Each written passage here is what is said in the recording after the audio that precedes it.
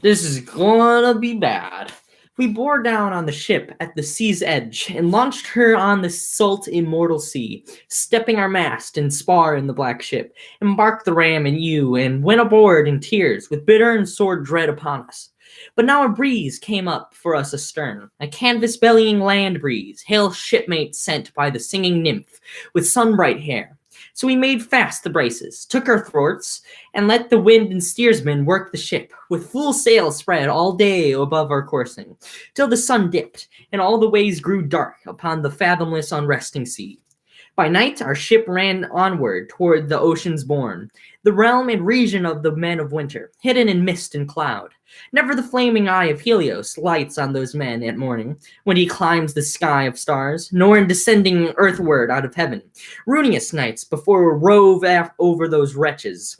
We made the land, put ram and ewe ashore, and took our way along the ocean stream to find the place foretold for us by Kirk.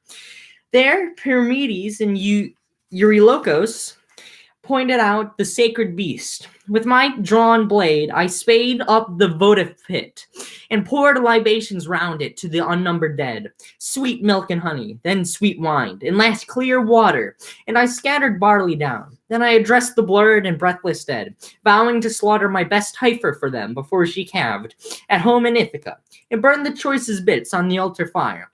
As for Tiresias, I swore to sacrifice a black lamb, handsomest of all of our flock.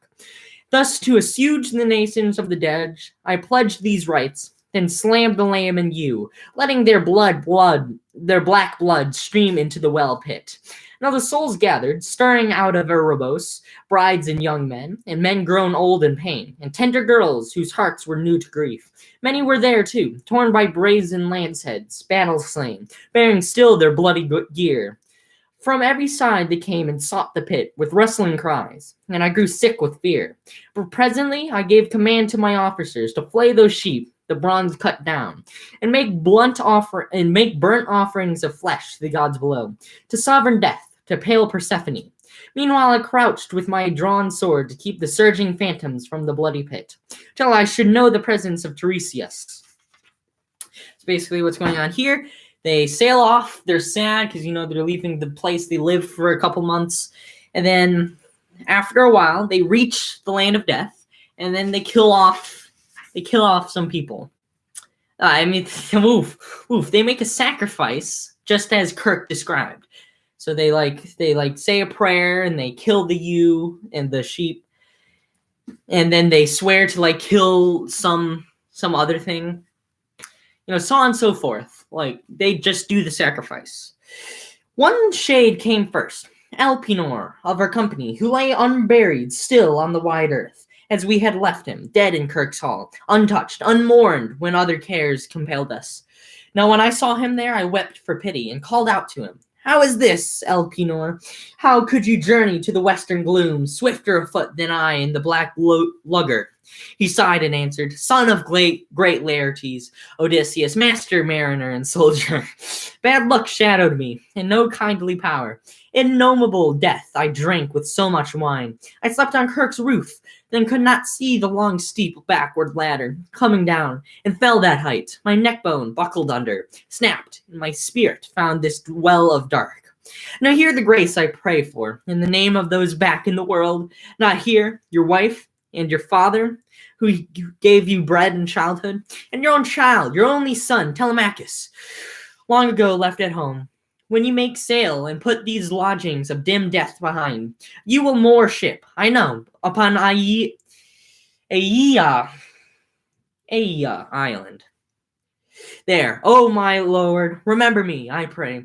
Do not abandon me unwept, unburied, to attempt the god's wrath while you sail for home, but fire my corpse and all the gear I had, and build a cairn for me above the breakers, and unknown sailor's mark for men to come. Heap up the mound there, and implant upon it the ore I pull in life with my companions. So basically, this was the guy who in the last book fell down the ladder and snapped his neck. And so now he's here as in the form of a dead spirit because they're in the land of the dead, obviously, and they just did the sacrifice. He's like, he described how he died to Odysseus. He's like, give me a funeral, burn me with my stuff, just like, help a dead man out. He ceased, and I replied, "Unhappy spirit, I promise you the barrow and the burial." So we conversed, and grimly at a distance, with my long sword between, guarding the blood, while the faint image of the lad spoke on. Now came the soul of Anticlea, dead, my mother, daughter of Autolycos, dead now, though living still when I took ship for holy Troy. Seeing this ghost, I grieved, but held her off, though pang on pang of tears, till I should know the presence of Tiresias. Soon from the dark, that prince of Thebes came forward, bearing a golden staff. Okay. And he addressed me, "Son of Laertes, and the gods of old, Odysseus, master of the landways and seaways, why leave the blazing sun, O man of woe, to see the cold dead in the joyless region? Stand clear, put up your sword, let me but a taste of blood, I shall speak truth." At this I stepped aside, and in the scabbard let my long sword ring home to the pommel silver, as he bent down to the somber blood. Then spoke the prince of those with gift of speech, "Great captain, a fire, wind, and the honey lights of home are all you seek. But anguish lies ahead. The god who thunders on the land prepares it, not to be shaken from your track, implacable, on rancor for the sun whose eye you blinded. On narrow strait may take you through his blows, denial of yourself, restraint of shipmates. When you make landfall on Pharinacia first, and quit the violet sea, dark on the land, you'll find the grazing herds of Helios, by whom all things are seen, all speech is known. Avoid these kind, hold fast to your tent, and hard seafaring brings you all to Ithaca. But if you raid the beeves, I see destruction for ship and crew. Though you survive alone, bereft of all companions, lost for years, under strange sails shall you come home, to find your own house filled with trouble, insolent men eating the livestock as they court your lady. Aye, you shall make those men atone in blood. But after you have dealt out death in open combat or stealth, to all the suitors, go overland on foot and take an oar, until one day you come where men had lived, with meat unsalted, never known the sea, nor sea-going ships, with crimson bows and oars that fledge light hulls for dipping flecked. The spot will soon be plain to you, and I can tell you not how. Some passerby will say, "What winnowing fan is that upon your shoulder? Halt, and implant your smooth oar in the turf, and make fair sacrifice to Lord Poseidon, a ram, a bull, a great buck boar. Turn back, and carry pure hecatombs at home, to all wide heaven lords, the undying gods, to each in order. Then a sea-born death, soft as this hand of mist, will come upon you, when you are wearied out with rich old age, your country folk in blessed peace around you. And all this shall be just as I foretell." So basically this guy, the dark Prince of Thebes, is that Prince of Thebes?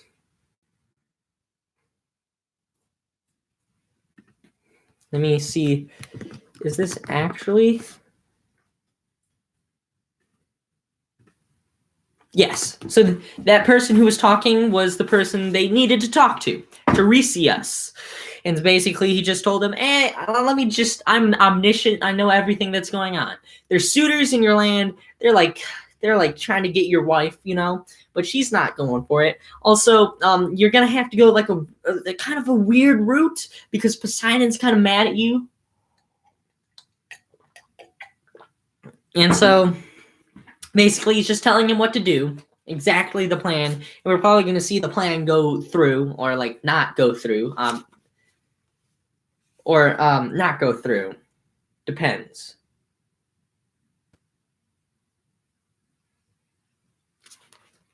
All right. When he had done, I said at once, "Tiresias, my life runs on then as God has spun it. But come now, tell me this. Make this thing clear. I see my mother's ghost among the dead, sitting in silence near the blood. Not once has she glanced this way toward her son, nor spoken. Tell me, my lord, may she in some way come to know my presence?" To this he answered, "I shall make it clear in a few words and simply. Any dead man whom you allow to enter where the blood is will speak to you, and speak the truth, but those deprived will grow remote again and fade." When he had prophesied, Tiresias' shade retired lordly to the halls of death. But I stood fast until my mother stirred, moving to sip the black blood. Then she knew me, and called out sorrowful to me, "Child, how could you cross alive into this gloom at the world's end? No sight for living eyes. Great currents run between desolate waters, the ocean first, where no man goes a journey without ship's timber under him. Say now, is it from Troy, still wandering after years, that you come here with ship and company? Have you not gone at all to Ithaca? Have you not seen your lady in your hall?" She put these questions, and I answered her. "Mother, I came here driven to the land of death in want of a prophecy from Tiresias' shade. Nor have I coasted Achaea's hills, nor touched my own land, but have had a hard roving since I joined Lord Agamemnon's host by sea for Ilion, the wild horse country, to fight the men of Troy. But come now, tell me this, and tell me clearly, what was the bane that pinned you down in death? Some ravaging long illness, or mild arrows flying down one day from Artemis? Tell me of father. Tell me of the son I left behind me. Have they still my place, my honors, or have the other men assumed them? Do they not say that I shall come no more? Tell me of my wife, how runs her thoughts, still with a child, still keeping our domains, and our bride again to the best of the Achaeans?"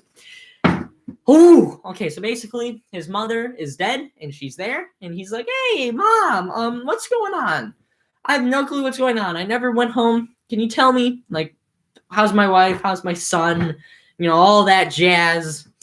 Just tell me." To this, my noble mother quickly answered, "Still with her child indeed she is, poor heart, still in the palace hall.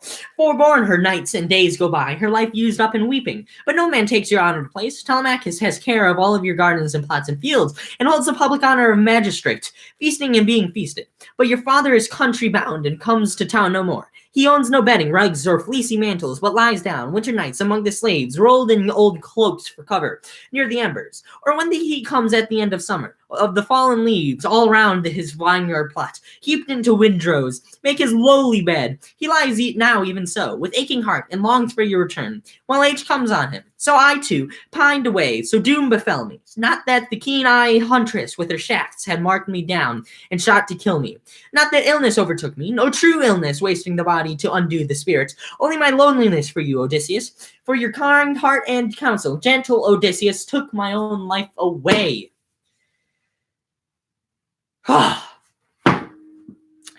Basically, the mom says, your father, he was kind of captured, and now he's living with the slaves. Everything else is pretty good, and also I died because I was sad. I missed you, Odysseus.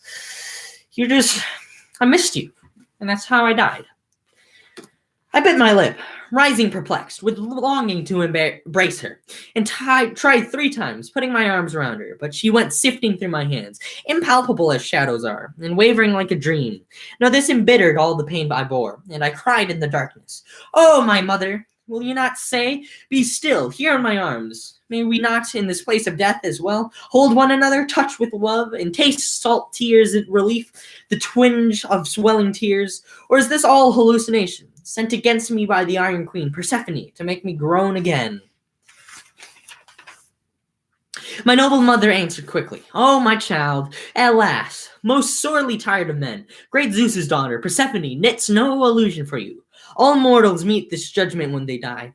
No flesh and bone are here, none bound by sinew, since the bright-hearted pyre consumed them down, the white bones long examined to ash, dream like the soul flies, insubstantial. You must crave sunlight soon. Note all things strange seen here. Tell your lady in after days." So in our talk, then other shadows came, ladies in company, sent by Persephone, consorts of daughters of illustrious men, crowding about the black blood. I took thought how best to separate and question them, and saw no help for it, but drew once more the long bright edge of my broadsword from my hip, that none should sip the blood in company, but one by one, in order, so it fell that each declared their lineage and name. And now is like a page and a half of just saying names. Okay, so what happened before is that the mother was like, yeah, no, we're dead. You can't touch me. And Odysseus was like, "Oh, why can't I touch you?" It's because she's dead. That's how that works. All right, now let's just go through the people Odysseus sees. I saw before them all that princess of great ladies, Tyro. Skip. Next after her, I saw Antiope, Amphitrion's true wife, Alcmene, mother, as all men know. Oh, sorry. I saw the mother of Oedipus, Epicaste. I saw Chloris. I saw Leda. I saw the wife of Aloeus, Iphimedea. Then I saw Phaedra, Procris, and Ariadne. Mira then, and Clymene.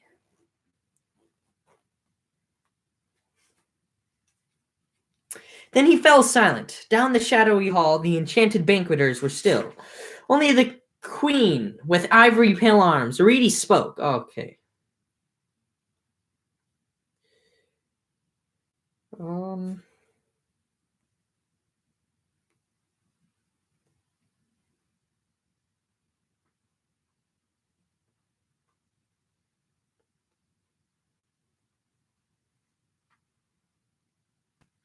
Okay, so let's just start here. Okay, Phycians, how does he stand now in your eyes, this captain, the look and bulk of him, the inward poise? He is my guest, but each one shares that honor. Be in no haste to send him on his way, or scant your bounty in his need. Remember how rich by a heaven's will your possessions are. Then Achenios,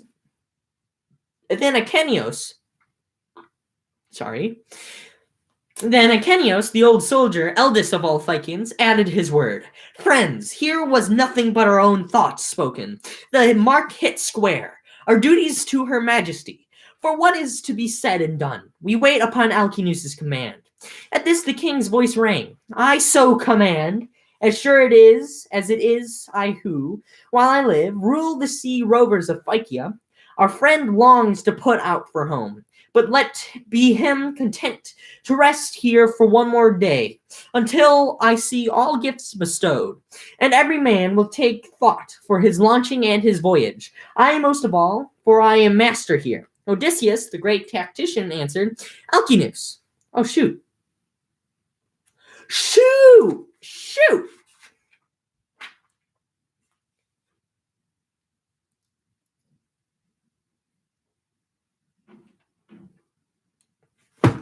Oh my god, okay. Sorry for that. That was just me being confused. So Odysseus stopped speaking. This is the end of his story. The end of his story is right there. So what I just read, Odysseus stopped his story right when he went through all the people. Now they're going to be talking outside of the backstory. Oh my god, okay. That's what he was talking about. Whew, sorry. That confused me. So basically, Alcinous is like, okay, well, you better make sure to get all of your stuff and make sure that all of your stuff here. Make sure to gather it. And then Alcinous is like, okay, he wants to go home, but rest here one more day. This story took 5 hours to say, so you better just rest here one more day, and then we'll send you on your way. Odysseus, the great tactician, answered, Alcinous, king and admiration of men, even a year's delay, if you should urge it, in loading gifts, in furnishing for sea. I too could wish it, better far than that I could return with some largesse.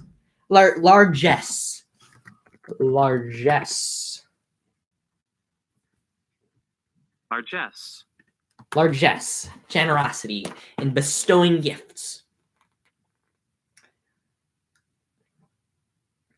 With some largesse of wealth about me, I shall be thought more worthy of love and courtesy by every man who greets me home in Ithaca. The king said, As to that, one word, Odysseus.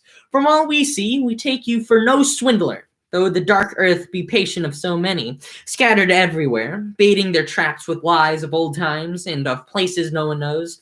You speak with art, but your intent is honest. The Argive troubles and your own troubles you told as a poet would, a man who knows the world. But now come, tell me this. Among the dead, did you meet any of your peers, companions who sailed with you and met their doom at Troy? Here's a long night, an endless night before us, and no time yet for sleep. None in this hall. Recall the past deeds and the strange adventures. I could stay up until the sacred dawn as long as you might wish to tell your story. Okay, and so now Alcinous is like, just tell us more. Just keep talking. And Odysseus is like, you should give me some gifts. And Alcinous is like, keep talking. Odysseus, the great tactician, answered, Alcinous, king and admiration of men. There's a time for storytelling. There's also a time for sleep. But even so, if indeed listening be still your pleasure, I must not grudge my part. Other and sadder tales there are to tell of my companions, of some who came through all the Trojan spears, clangor and groan of war, only to find a brutal death at home, and a bad wife behind it. After Persephone, icy and pale, dispersed the shades of women, the soul of Agamemnon, son of Atreus, came before me, somber in the glow. And others gathered round, all who were with him when death and doom struck at Aegisthus' hall. Sipping the black blood, the tall shade perceived me, and cried out sharply, breaking into tears, then tried to stretch his hands toward me, but cannot. Being bereft. I don't know what that word means. Bereft. Archaic. Bereft. Bereaved. Bereft. So it's like an old way of saying bereaved. Being bereft of all the reach and power he once felt in the great torque of his arms. Gazing at him and stirred, I wept for pity and spoke across to him. O son of Atreus, illustrious Lord Marshal Agamemnon, what was the doom that brought you low in death? Were you at sea, aboard ship, and Poseidon blew up a wicked squall to send you under? Or were you cattle raiding on the mainland, or in fight for some strong point, or women when the foe hit you to your mortal hurt? But he replied at once, Son of Laertes, Odysseus, master of landways and seaways. Neither did I go with some good ship, in any gale Poseidon blew, nor die upon the mainland, hurt by foes in battle. It was Aegisthus who designed my death, he and my heartless wife, and killed me after feeding me like an ox felled through at the trough. That was my miserable end, and with me my fellows butchered, like so many swine killed for some troop, or feast, or wedding banquet, in a great landholder's household. In your day, you have seen men, in hundreds, die in war, in the bloody press, or downed in single combat. But these were murders you would catch your breath at. Think of us fallen, all our throats cut, wine bowl brimming, tables laden on every side, while blood ran smoking over the whole floor. In my extremity I heard Cassandra, Priam's daughter, piteously crying as the traitress Clytemnestra made to kill her along with me. I heaved up from the ground and got my hands around the blade, but she eluded me, that whore. Nor would she close my two eyes as my whole soul swam to the underworld, or shut my lips. There's no being more fell, more bestial than a wife in such an action. And what an action that one planned! The murder of her husband and her lord. Great God, I thought my children and my slaves at least would give me welcome. But that woman, plotting a thing so, defiled herself and all her sex. All women yet to come, even those few who may be virtuous. So basically Agamemnon was in the souls, and Odysseus is like, what happened? And he's like, that gosh darn horrible wife in Aegisthus stabbed me in the back, literally, and killed me. Right after she cheated on me. It's ridiculous. He paused. Then, and I answered, foul and dreadful. That was the way that Zeus, who views the wide world, vented his hatred on the sons of Atreus. Intrigues of women, even from the start. Myriads died by Helen's fault, and Clytemnestra plotted against you half the world away. And he at once said, Let it be a warning even to you. Indulge a woman never, and never tell her all you know. Some things a man may tell, some he should cover up. Not that I see a risk for you, Odysseus, of death at your wife's hands. She is too wise, too clear-eyed, sees alternatives too well. Penelope, Icarus's daughter, and Carius's daughter, sorry. That young bride whom we left behind. Think of it. When we sailed off to war, the baby boy still cradled at her breast. Now he must be a grown man, and a lucky one. By heaven, you'll see him yet. And he'll embrace his father with old-fashioned respect, and rightly. So basically, Agamemnon's a little bit sexist. He's like, all women will eventually stab you in the back and tell all your secrets. Or do something. Never tell your women all that. Except for Penelope. Penelope's like, she's pretty smart. She's pretty good. Think of your son as well. Just wait until you get back to your son. Agamemnon's kind of a crazy old man. My own lady never let me glut my eyes on my own son, but bled me to death first. One thing I will advise on second thought, stow it away and ponder it. Land your ship in secret on your island. Give no warning. The day of faithful wives is gone forever. but tell me, have you any word at all about my son's life? Gone to Orchomenus or Sandy Pylos, can he be?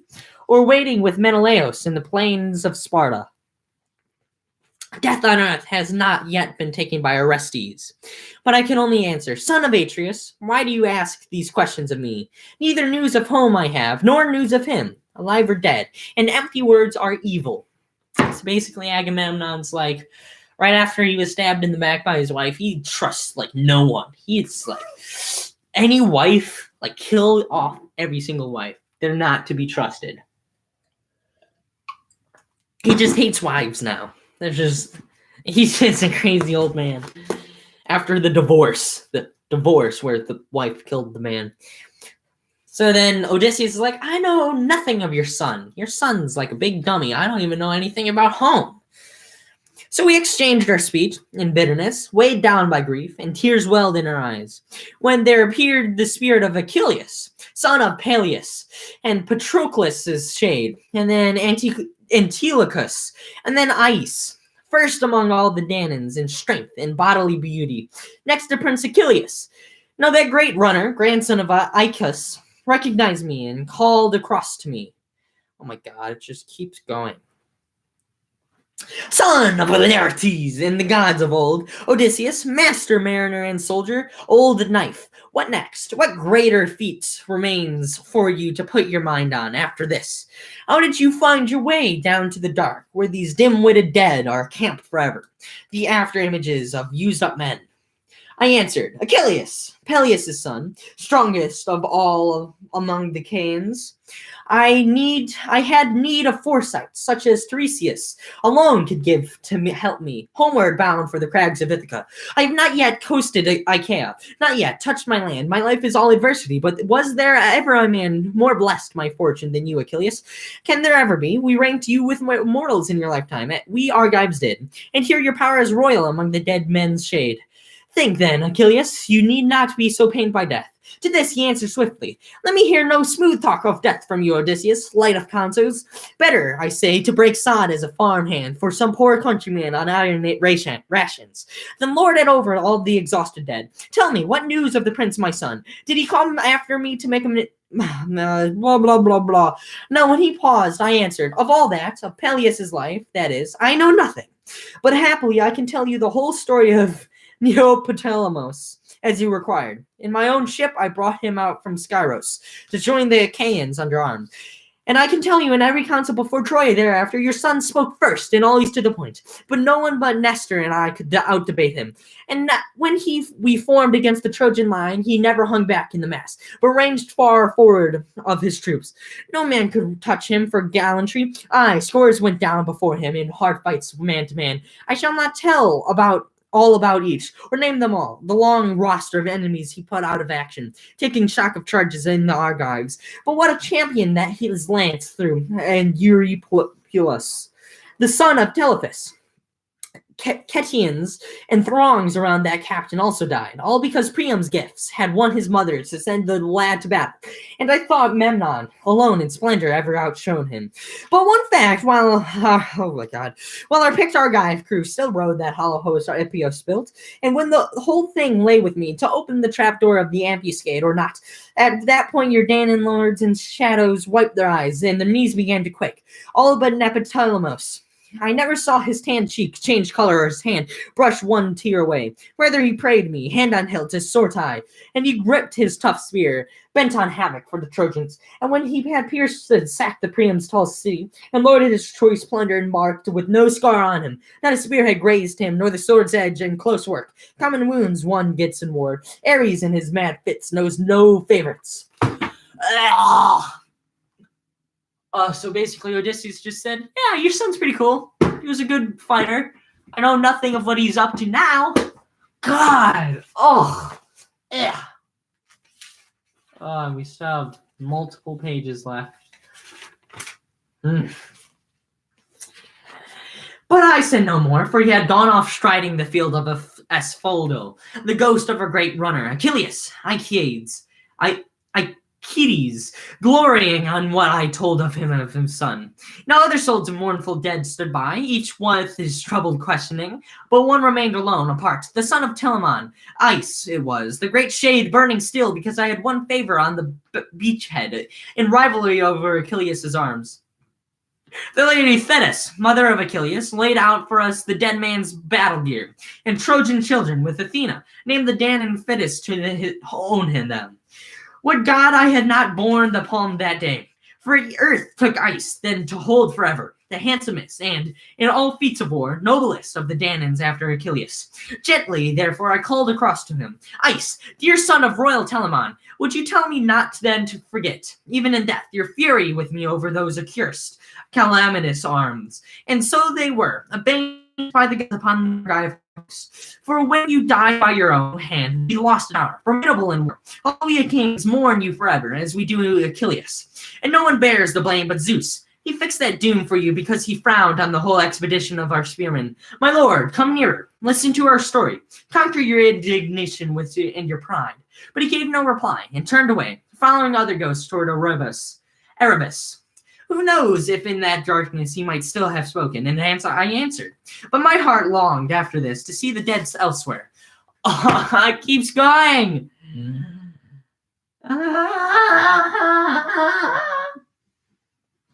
And I saw Tiresias. Then I saw Tantalos. Then Sisyphus. And Heracles. And the honor and the horror took me that Persephone had brought from darker hell, some saurian death's head. I rolled then, made for the ship, shouted to the crewmen to get aboard, and cast off the stern hawsers, an order soon obeyed. They took their thwarts, and the ship went leaping toward the stream of ocean, first under oars, then with the following wind. So basically, Odysseus just interviewed a bunch of dead people this chapter. That's it. That's all that happened. He just interviewed dead people. We learned nothing. It was just interviewing dead people. Why did I read this? And then they just left. That's what happened. God dang it. God, it was so boring.